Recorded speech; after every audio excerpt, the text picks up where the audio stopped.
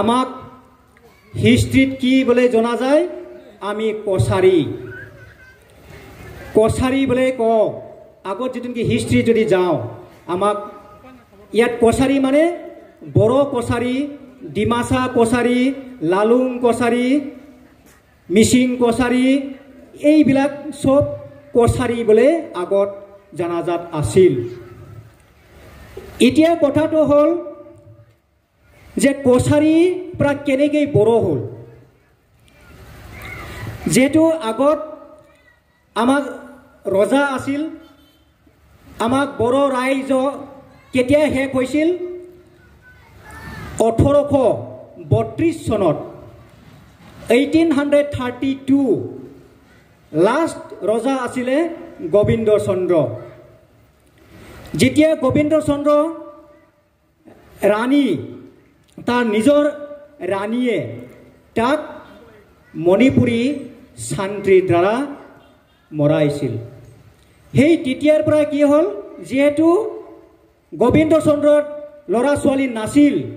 তেতিয়া ইংৰাজে এটা আইন বনাই থৈছিল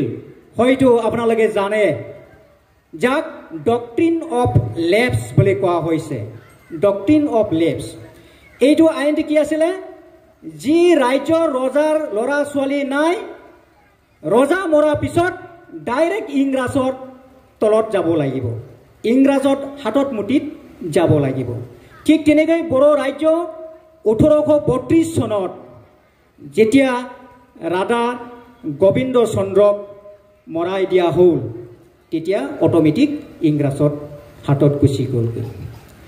তেতিয়াৰ পৰা বড়ো ৰাইজ একত্ৰিত নহ'ল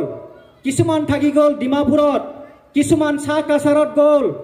কিছুমান থাকি গ'ল গুৱাহাটীত কিছুমান থাকি গ'ল কোকৰাঝাৰ বিহাৰত ৱেষ্ট বেংগলত সব লেটেৰ বেটেৰ